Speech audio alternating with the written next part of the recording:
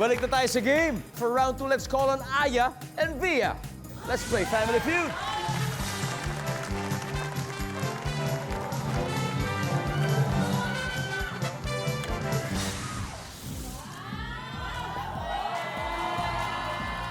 Now, here we go. Top 7 answers are on the board. Habang tumatanda, hindi ka na natatakot sa blank. Go. Via. Sa pag-ibig? Sa pag-ibig? Kasi mas alam mo na, no? Maraming beses ka na nasaktan siguro. Yes. Sabi ni Via, sa pag-ibig. Aya, habang tumatanda, hindi ka natatakot sa sa blank. Problema. Problema. Nandyan ba ang problema? Nandyan ang problema, hindi mawawala ang problema kahit saan. Aya, pass or play? Play. Let's play round 2.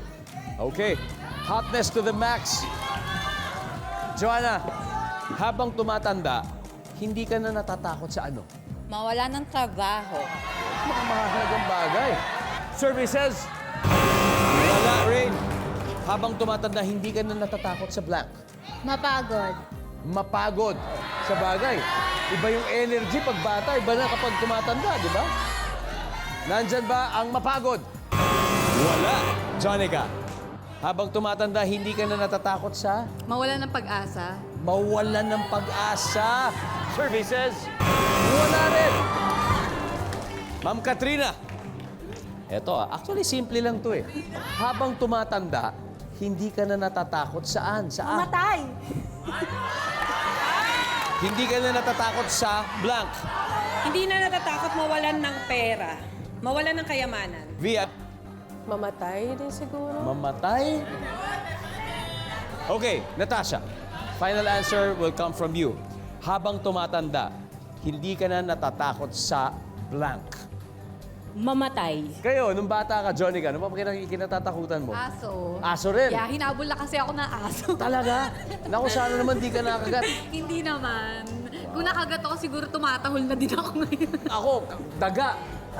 Kahit matanda na ako, takot pa rin ako sa daga. O ba, di ba maraming takot sa mga ganun siguro hinahanap nito. Pero tignan natin, ang sabi nila, mamatay. Ang tanong, nandyan ba yan sa ating survey? We'll see. Survey says...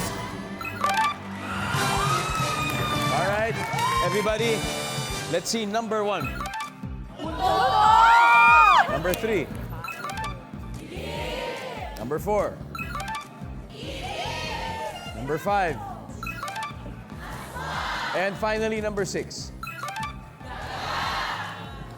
Masyado, nag-overthink tayo, nag-overthink. Mga simple lang pala yung hinahanap. Nako, dahil po dyan, natutunaw ang scoreboard dahil on fire with 72 points, ang Sexy Forever. Bilang hot na hot ng makabawi, ang hottest to the max sa pagbabalik ng Family Feud.